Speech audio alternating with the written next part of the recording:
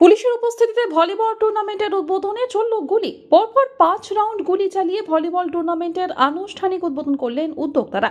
বৃহস্পতিবার নেতাজি জন্ম জয়ন্তীর দিনে গুলি চালিয়ে ভলিবল টুর্নামেন্টের উদ্বোধনের অবাক করা ছবি নজরে এলো মালদহের মানিকচকের নূরপুর হাই স্কুল মাঠে।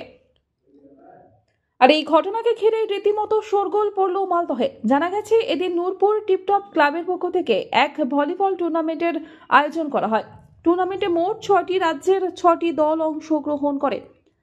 সেই টুর্নামেন্টের উদ্বোধন হয় গুলি চালিয়ে। উদ্যোক্তারা শূন্যে পরপর 5 রাউন্ড গুলি চালিয়ে টুর্নামেন্টের আনুষ্ঠানিক উদ্বোধন করেন বলে খবর, তাও আবার পুলিশের উপস্থিতিতে। স্বভাবতই এই ঘটনাকে ঘিরে রীতিমতো শোরগোল তৈরি হয়। বিভিন্ন মহল থেকে সমালোচনার ঝড় ওঠে। তাই এই খবর পেয়ে মানিকচক থানার পুলিশ রাতেই ওই 5টি বন্দুক বাজেয়াপ্ত করে। পাশাপাশি বন্দুকগুলির লাইসেন্স রয়েছে কিনা, থাকলে কার কার নামে রয়েছে তা খতিয়ে দেখতে পুলিশ তদন্ত শুরু করেছে বলে জানা যায়।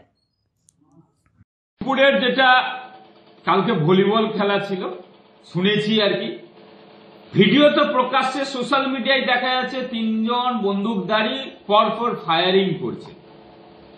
এক কথায় ভীতি প্রদর্শন করা।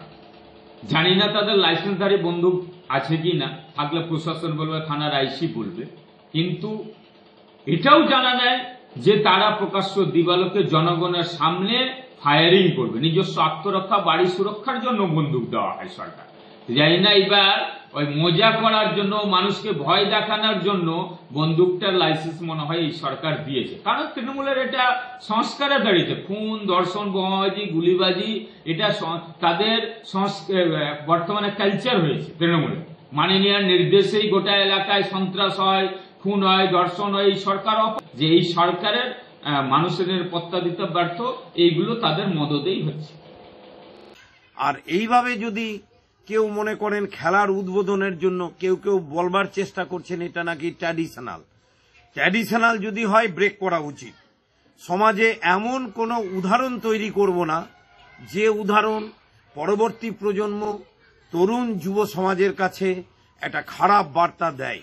আমি মনে করছি যে কালকের ঘটনা বা এই ধরনের ঘটনা যদি কোথাও ঘটে, অনেক সময় শারদ উৎসবের সময় অনেক জায়গাতে এই হচ্ছে যে অনেকেই লাইসেন্স প্রাপ্ত বন্দুক নিয়ে এই ঘটনা ঘটান।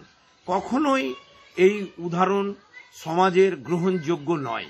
এগুলো অতীত দিনে জমিদারি প্রথা যখন ছিল তখন এগুলো প্রজাদেরকে ভয় দেখানোর জন্য মানুষ এগুলো করত। উদ্যোক্তাদের অনুরোধ করব ভবিষ্যতে এই ধরনের কাজ না করাই ভালো। মালদহ থেকে দেবাশিস পাল ও দেবসেনা রিপোর্ট, আনন্দ বার্তা।